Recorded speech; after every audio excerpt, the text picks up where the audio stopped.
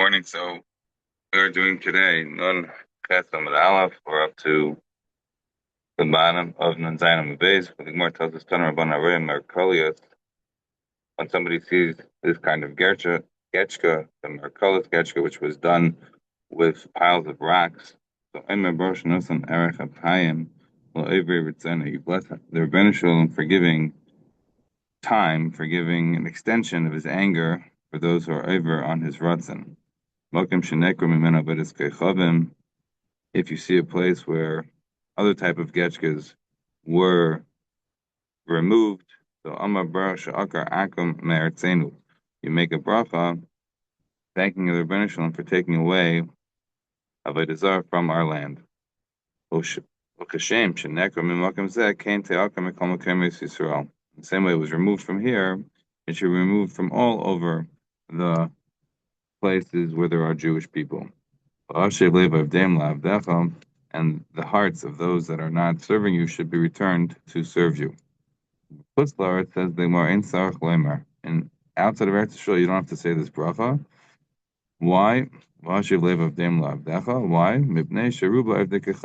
Because most of them are not Jews. The majority are not Jewish, and we don't have to daven that they should become all turning around to serve the Rebbeinu Shalom.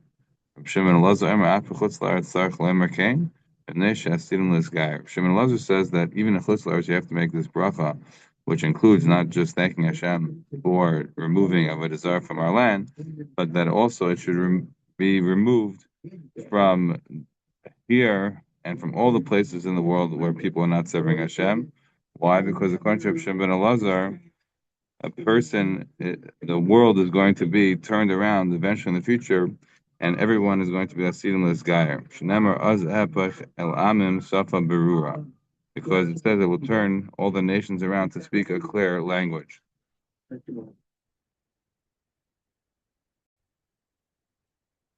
Taisus says over here, there are two Taisus in about Harei Merkalos. The first Taisus says that Ba'ata and Enam Regim Levarach, we don't have the custom anymore to make this bracha of Harei Merkalos, to make a bracha by Avodah Zarah being destroyed and taken away. Lefisha Anarei Ma'isa B'chol Yom, because we see it on a daily basis. The only time you make these kinds of brachas is when something is new, and you're seeing it sort of every 30 days. And the next text points out, the Re says, why do we pick specifically the Merkalius more than other types of Avodah Zarah? It's a bit of an issue to tries to explain why specifically the Merkalius was picked. But in general, it's a fundamental point that when you see Avodah Zarah that has been destroyed, you make a bracha that HaKadosh Baruch Hu should extend this sort of recognition of his name throughout the world, according to Shimon Elazar, because in the future everyone will be Asidim L'Sgayer. So the question becomes then, is that true? According to Shimon Elazar, his fervent desire is to be able to change the whole world into Gerim. We know the Gemara tells us in Yavamas, the Gemara tells Yavamas Chav Daled, the aim mekablim gerim lasid lava. We're not going to take gerim in the future. In Moshe Mashiach, we're not taking in any gerim. Why? Because the same reason we didn't take in gerim during the times of David and Shlema. We think you're jumping on the bandwagon. You're not having the right intentions. So if we're not accepting gerim at that point, then what does he mean? Then in the future everyone's going to become gerim. More than that, the Gemara also in Avodah Zarah and Gimel and Beis, the Gemara tells us there about the various nations that all come to complain to the Rebbeinu Shalom about the fact that they weren't given various chances, and so Hashem gives them the mitzvahs to try to, to rehabilitate themselves, gives them the mitzvah of sukkah. Again, where's the Taina coming from that they all said that now we want to have the opportunity? The opportunity is not be given. You had the opportunity throughout the duration of your existence here on earth. Here's the Gemara. Sadar Rav Hamnuna taught Haraya Bavel, somebody who sees Bavel, Harisha, who see the evil Babylon, Sarach Levarach Chamesh Brachas. You have to say 5 different brachas. Ra Bavel, I'm.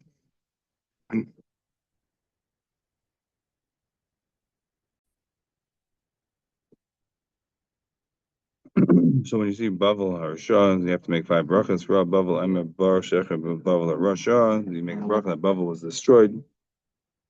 Well, Beis on Nebuchadnezzar. You see the house of Nebuchadnezzar. I'm a Baruch Shecher Beis on Nebuchadnezzar. So you have to be a bit of an archaeologist to find the house of Nebuchadnezzar. But if you theoretically found it, you can make this bracha. So you say Baruch Shecher Beis on Nebuchadnezzar Rosh Ra. Goyv Shel Aroyas, the gift Shel Aish. If you see the Goyv Shel Aroyas, the lions, then right for Daniel or gift Shel Aish, Chananim Shel Azariah. So then I'm a Baruch Shecher Nisim Lavesenu. So then you make a bracha Baruch Nisim. The Gra points out they don't say Lavesenu because obviously Daniel and Chananim Shel Azariah they're not Lavesenu, but rather you make a bracha Baruch Nisim Latadikim L'Mokim Mazeh. Fine, then we come back to Rav Merkolius. Again, the same Gemara that we just had. If you see Merkolius, so then I'm a bracha nasan erech alpayim le'ever ritzaynit, and make a bracha that Hashem extends His anger for those who are over His rotten. You thank Hashem for, as it were, not having immediate punishment, but rather allowing things to faster, allowing people to come into themselves eventually. Rav Makim shenetel mimenu afar. You see a place where they take the earth. Again, what this means is a bit unclear, but it seems to be an area. Rashi says, "Mokim sheyesh b'Bavel" was a place in Babylon. She'en behemi yotza misham in Mason Neiston Allah offer. If it didn't put earth on it, it somehow wouldn't be able to move. May afar mokim from that place. It was Simon Hashmad. This is a simon of the tremendous depravity. Depths of depravity that these people sunk into in terms of their idol worship, etc. Some of the curses that were given to Bavel. Rashi quotes Rabbeinu Rav Yitzchak that he saw that they took offer from this place in order to build these areas. And these places are empty, they're barren, nobody lives there, no one is doing anything there.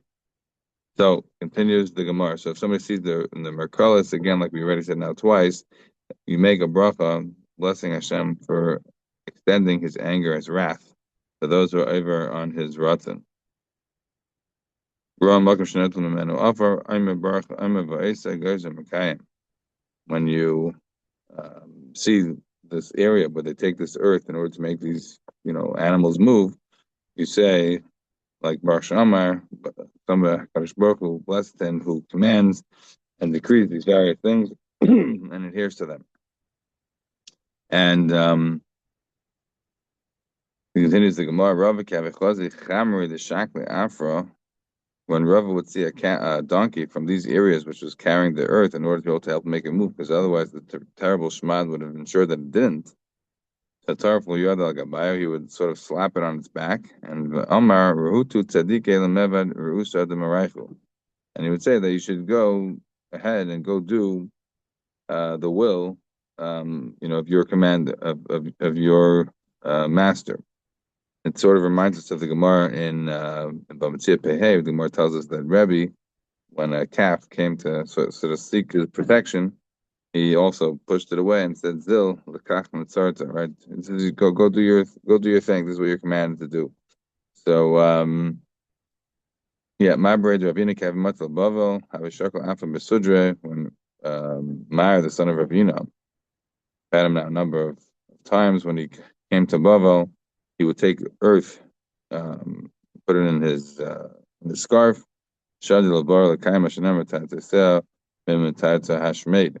They became the pasuk of this shmad that they had sunken into. He would take earth from and put it into his sudar, and this was in a way to make this point that Kadosh Baruch Hu was geyser shmad on them for their tremendous depravity. And he was Mekayim. So this is the bracha that you make of Baruch Emav Va'isa Gezer Mekayim, and Mabaravina, Rava were all, I guess, seeing the effects of it. Amar Ravashi, Ana Ha de Rav Hamnuna Lo Shmieli. Ravashi said, I didn't know about this vart from Rav Hamnuna about what brachas that you say. Nevertheless, Rav Ashi says that he was able to come up with the same idea. Says the Gemara, El Midati Birachinu L'Kul. Right, but I came up with these 5 brachas that Rav Hamnuna said that when you see Bavel Harisha, you're supposed to make. So Rashi's complimenting himself by saying that even though he didn't hear about it from nevertheless, he came up with the same thing. Now we turn to page 2. Nun Chesam Aleph Amar Yirmiyah ben Elazar Eskala Bavel Eskala Shchanel Eskala Sherman is Baruch Shchanel. Yirmiyah ben Elazar says that when Bavel was cursed again for the terrible things that they've done, so their neighbors were cursed as well. Why? Because we say Ayla Rasha Ayla Shchene. But Eskala Shemron, when Shemron was cursed, then the neighbors were blessed. They they were able to gain from Shemron's curse, whereas the neighbors above were, I assume, also bad enough that everybody went down together. The Skala Sherman is Baruch Shechina. When the Sherman was cursed, the neighbors were blessed. But the rest of the neighbors, they ended up getting ahead. So now we have another verse from Ramnuna, not connected to what he said before. So Ramnuna said, Yisrael, somebody sees a gathering of the Jewish people, Shishim Ribu, you see, a massive crowd, 600,000 Jews. So then, so you make the bracha of Chacham HaRazim, but if you see of idol worshippers, a massive crowd, so Omer Busha Imchem, right? Obviously, seeing such a tremendous amount of people um, who are not appropriate, not doing appropriate things, so the shame of the mother, rather than Chacham HaRazim, you're seeing people who are doing the right thing. They're making a bracha for the wise one who understands what's in the heart of each and every person. So now we said that you make a bracha when you see Shishim Ribu, when you see a massive crowd of Jewish people, you say Baruch Chacham HaRazim. You bless the Rebbeinu Shalom who sees into the heart of each and every person. Shein daitem derm l'zelazeh ve'em partzufeim derm l'zelazeh. Because neither their faces nor their mindsets are similar to one another. Ben Zoma was still alive during the end of the Second Temple period. When he was standing on Har Bayis, he would see all of these people gathering together there. So Amar Baruch Chacham HaRazim, so he'd make the bracha of Chacham HaRazim, Baruch Shabar Kol Elu L'Sham Sheni. And then he would say also, Blessed Rebbeinu Shalom, who put everything here in order to serve me. What do we mean?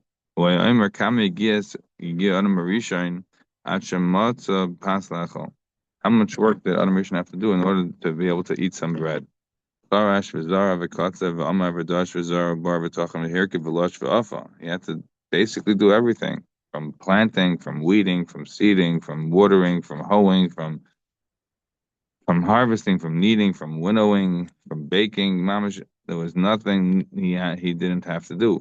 In order to be able to get bread on his table, he literally had to do everything from A to Z. And only after that was he able to eat. I get up in the morning and I have everything. I go to the bakery, everything's there. In other words, my life is much easier than Adam Rishon's life. If it comes, you get Adam Rishon, how much work does Adam Rishon have to do in order to be able to get dressed? Right, Gazas, we're not talking about here about the fig leaves, right? But probably saying, no, we're talking here about actual clothing. Not the customers or I'll be ashamed that Hashem is giving them, but rather the clothing that they ended up making. So he would have to, get a sheep. You have to shear the sheep. God is leaving enough. It's tough of arg. And I get up, and I go to the store and I have a suit. So it's much simpler today after generations of people have worked together to figure out assembly lines, to figure out who's best at doing what. So today, everything's a click away, and you don't have to be like Adam Rishon. Continues the Gemara, called Umais, Sheikh Des voice the Pesach Basi. So Ben Azai says that everything's by me, all the nations of the world. The side, Maseres Hashas has done say all the nations of the world that wouldn't really be so connected, but called Umnias, all different professions. Ashek there's a boys the Pesach. Basically, they all come to my door. Everybody's selling their wares, whatever our person needs. It's there. And I mamish get up and have everything there waiting for me. Life is much easier than it was for Adam Rishon. Of course, life was also much simpler for Adam Rishon. If you have to make your own bread, and your whole life is dedicated to that, so then you don't have any other things to be worried about. Benazi is pointing out that yes, while life may be simpler in a sense, you also won't have the chance to be able to grow and become, in his case, a big expert at Talmud Chacham, as we pointed out yesterday.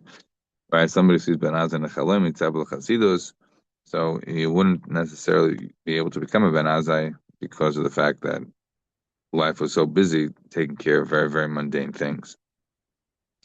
Continues the Gemara. Another member from Benazai, Areach Toiv, Ma'u Omer. If you have a good guess, what does he say? Kamar Tirchais, Tarach Balabayas Bishvili, Kamar Basar Hevi Lefanai, Kamar Yain Hevi Lefanai. When you have a good guess, he says, wow, you did so much work for me, you brought me so much good food and drink. Kamar Gluskois Hevi Lefanai, so much good cakes, bread, etc. All the work that you did, you just did it for my benefit. Thank you so much. But you have a bad guess. What work did this host do for me? Right? At the end of the day, I had one little piece of bread. I had one little piece of meat. I had one little cup of wine. He just did it for himself. He's not really doing anything for me. He's doing it all for himself. So why should I be so thankful to him? After all, I'm getting a piece of what he already made for himself. Right, so when you have a good guest, you make this pasuk that somebody who is praising the guest, the host. For a bad guest, oh, so the pasuk for the negative guest, the one who's disparaging about the host, we say this various pasuk. Now because of the fact we just talked about a pasuk about Anashim, we quote this pasuk from Shmuel, where it talks about Yishai. He was old, right? When we say Bab Yamav, we mean he's old in his days. Here we're not saying that. We're saying he was a zaken, he was old, but Baba Anashim was coming with men. What do we mean? So Amar Ravi Temar Zvi Temar Baisha Yishai Avi David. We're talking about David HaMelech's father, Yishai. He would travel, was surrounded by tons of people. Remember, Yishai the Mar Shabbos and Hay tells us what a tzaddik he was. He was one of the 4 people that never did a chait.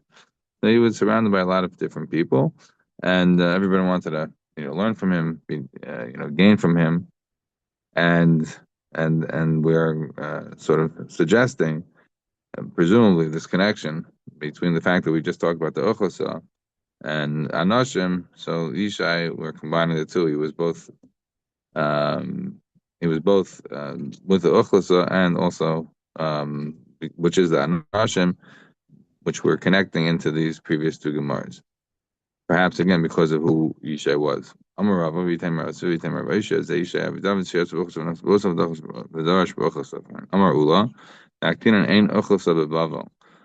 Right, that we pass and that we don't have these kinds of Ashishim Riboy in Bavel. Tana in Ochosah Pchusam Ashishim Riboy. We don't have an Ochosah that's less than 600,000. Fine. Continues the Gemara. So we said that when you have these big crowds, so then you're supposed to make the special bracha of Chacham Harazim. Talking about Yishai, he was like specifically a special person who somehow, whenever he would travel, there would be a Ochosah around him. Fine. Now the Gemara continues and says, "Arei Chacham Yisrael." You see, Amid Chachamim, Amar Brachot Mechachmas Lirev. He's thank Hashem for giving from his Chachma to those that fear him. From the scholars of the world, you thank Hashem for giving Chachma to his creations. So instead of saying Lirev, you say Libriyasav. Why? Because the Jewish Talmid Chachamim, they fear Rebbeinu Shalom, but the Chachamim from the Chachamim, they don't fear the Rebbeinu Shalom. So therefore, you say you thank the Rebbeinu Shalom for giving from his wisdom to his creations. this idea that we are acknowledging the fact that there is Chachma B'Goyim Tamin, right? We say Torah B'Goyim, we're not going to be Tamin, but Chachma B'Goyim we can accept, right? This is the medicine Eicha Rabbah, right? That there is Chachma B'Goyim is Tamin. There are many Chachamim from the non-Jewish world, and we have no problem accepting that. What we have a problem with is saying that there's Torah B'Goyim. There, we wouldn't accept such a thing. Fine. Haraya Malchi Yisrael, somebody who sees the kings of Israel. We thank Rebbeinu Shalom for giving of his covet to those that fear him. But again, that's by Malchi Yisrael. Presumably, we're talking about Malchi Yisrael that are not Avdei Kechavim. But Malchi Kechavim, but by non-Jewish kings, idol worshippers, you say Baruch Shanasam Mikvajah Libriyasav. Again, the same idea, the same concept, because they're not Yiraim. They should therefore be given the appellation of the Briyos of his creations. This is the Gemara that we had before, Testament Beis, that a person should endeavor to always go and greet the Malchi Yisrael, not just the Jewish kings, but even non-Jewish kings they should go and greet. Why? Because if you are Zeicha, you'll be able to tell the difference between the Malchi Yisrael and the Malchi Avnei Gechavim. In other words, if you can tell the difference, you've reached a level. I like to make the joke about the being able to see the difference between.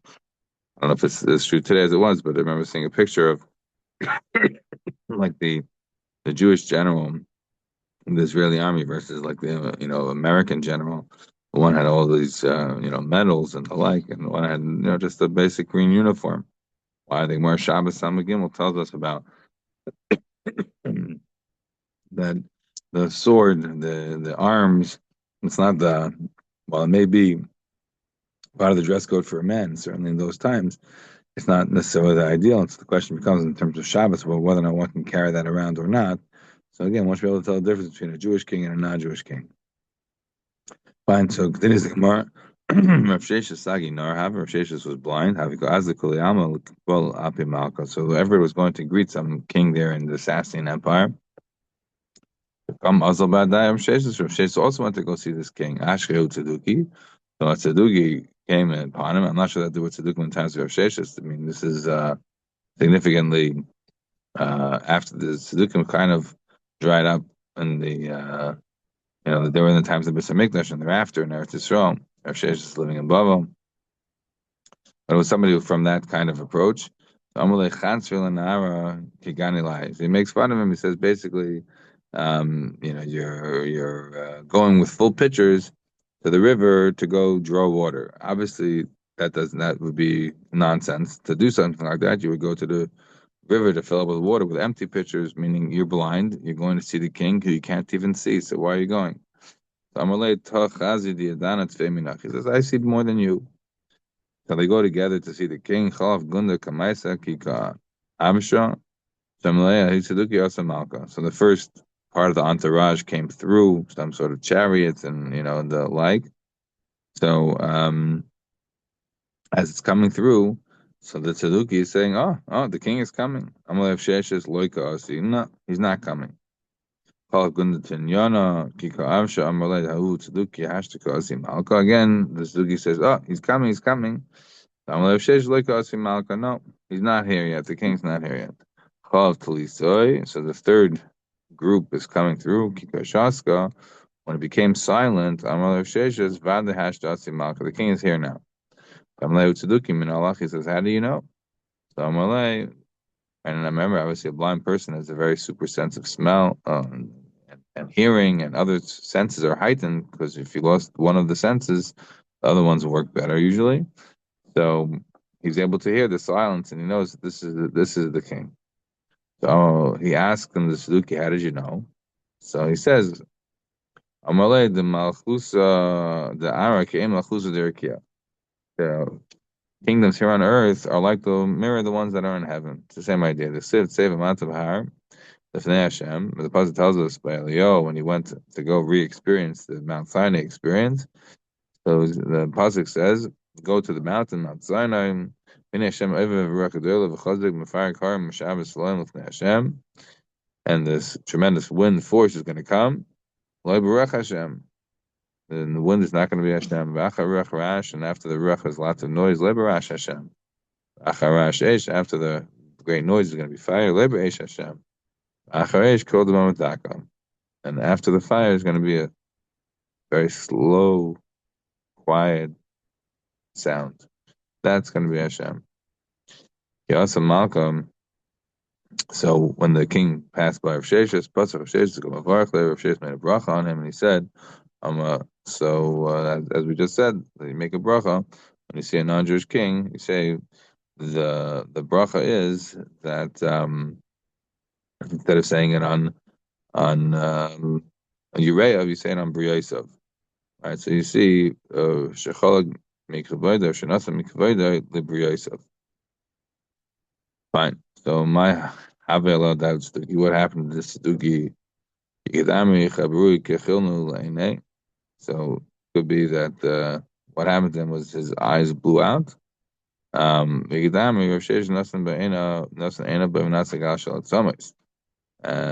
Sheshes looked at him, and even though he was sightless, turned him into a pile of bones. That same thing we find in Gemara Shabbos Lamdal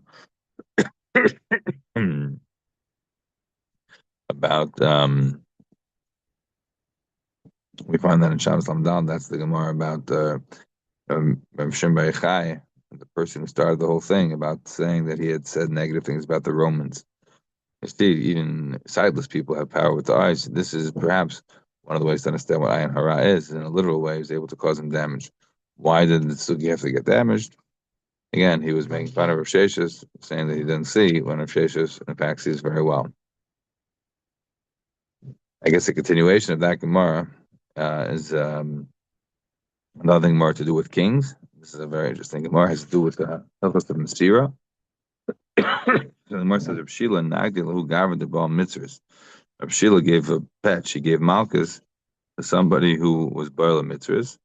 So Ozal Akolbe Kurtzi be Malchus. This guy went to complain to the king. Amr Ikachad Gavra b'Yudoi to Kodayin Dina Blei Harmona de Malka. He's going to make judgments without the Harmona de Malka. Right, the Harmona de Malka is like the imprimatur of the king. So if you don't have the imprimatur of the king, then we have the Harmona de Malka. We have that in the Gemara Bamitzia on Pei Gimel. So if you don't have the Harmona de Malka, if you don't have the imprimatur of the king, how are you making these judgments? How are you deciding who gets Malchus, not Malchus? So the Gemara says, Shanda Ale Presikto. They sent a contingent after Rav Shila to go arrest him and find out what's going on. He also, when he came in, Amrulay, my time on Nagda, they asked him, why did you give Malchus to this guy? Amrulu, the Baal Chamarta. So Shila lies, and he says that he was Baal his Chamar. So as a result of that, I gave him Malchus. So Amrulay Islach Sani, they asked of Shila, do you have witnesses about this? So Shila's obviously protecting himself because he knows that if he says he's Baal a guy, then they're not going to punish him for that because what's the problem? And he would then be, considered in the wrong because he was adjudicating without having the imprimatur of the king. So instead, he makes this guy's sin into way worse than it was, right? And presumably the guy is deserving it because of the fact that he has said to them, he complained to them about what Rav Shila had done. So Amalei Islach Sadi. So they asked Rav Shila, do you have witnesses that he was Baal Chamor? Amalu, and yeah. So Asaliyo Adniliki Inish. Elio comes in and he acts like a regular person, va'asid, and he testified to this effect. So they then asked Rav Shila, Amrilei, Hachi Bar Katalahu. So they said to Rav Shila, if he was Baal Chamor, why don't you kill him for bestiality, which is the punishment? Why did you just give him Malchus? We have no permission since we went to Golas to kill. As the Gemara tells us, actually, it's not just that. We actually stopped killing even 40 years before, when the Gemara says that it was root Nefishi writes when there were so many murderers, so the Sanhedrin picked themselves up. They moved out from Lishkas Hagazah, so they wouldn't have to deal with capital cases anymore. Although if you look at the more Magas above, they look like they already were trying to cut down on situations of capital punishment even earlier. Nevertheless, um, Sheila is saying to them just the simple thing: we cannot carry out capital punishment outside of the land of Israel, which would be something they can understand. So Sheila continues and says, "Well, I can't do it. Atun madiba isun avdibe. But what you guys want to do, you can do. It's up to you. You want to give more punishment, so do it." So I demand Medina, right? As they were, figuring out, adjudicating, what to do with this guy, Pasuk of Sheila Amar L'Chashan Magdul Vagbur, he said, Sheila praises the Ben Shalom. To him is the greatness, to him is the strength. Amr le Micah Amrs. So they asked him as they're figuring out what to do with this guy.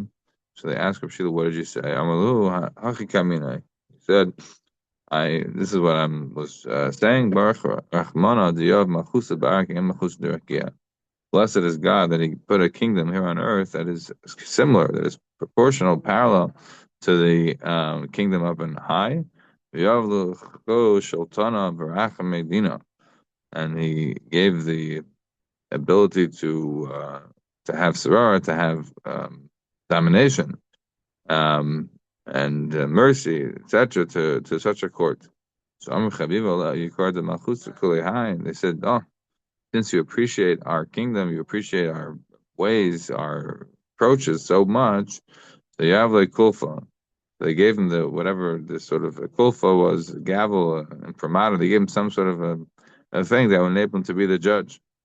So Amalei Dain Dina, right? So they said to him, "You can now be a judge here." Kavanafik, when he was leaving, Amalei Gavra. So then the person who had went and mastered on him to the king and said they had no right to be adjudicating, and the person was borrowed the mitzvahs. So Abed Rahman needs the chakra. Okay, so he said that Hashem makes nisim for liars like you. So Amalei Russia. So the Roshil says, "I'm not a liar. Lav chamari ikru, aren't they called donkeys? The Siva Shabasar chamari misaram." Right? It says that their flesh is the flesh of donkeys. So when you were barrel mitzvahs, you were barrel donkey. So that's why I was right in my rights to say what I said. I wasn't lying. Sheila saw that this guy was going to go master again and say that he called them donkeys. Samar high Raidif. We said he's a Raidif. The Torah says if somebody's coming to kill him first. So he took this gavel or whatever it was they gave him in order to be able to now adjudicate, and he killed him with it. So this Gemara, according to the Maggid Mishnah, there tells in Chevel Mazdik Parakid Al Achiyud, tells us this is the source for the idea that a Maisa, even Mizmanaseh, even after the no more Sanhedrin, no more ability to kill, but a Maisa still has a din, we're allowed to kill him. This becomes one of the sources of that. Here, Rav Sheila is saying you're not allowed to kill outside of Eretz Yisrael, and nevertheless he's killing the Maisa, he's killing him, he's saying, and he's killing him mitzad the din of Reidev. Another Gemara that potentially is connected to this is more in Bava Kama of Yudzayin, about the Gemara about Rav Kahana and Rav Yochanan. Okay, could be. But in any case, what we're seeing from here potentially is something that is what we're focusing on is the second part of the Gemara, where Rav Sheila is killing the guy mitzad the din of Friday, saying that essentially this Meiser is going to cause him death. But earlier, could be an example as well. In the beginning of the story, right, where Rav Sheila is holding to the court because he gave him Malchus, and also if he was adjudicating without permission, presumably he could have been punished there too. Right, if that would have been very dangerous, and imagine it would have been very dangerous. So then, even from the beginning, Rav Sheila, while he's not punishing him by doing anything, he is protecting himself. And the way he's protecting himself is by accusing this person of a capital crime by saying that he was Baal Chamar.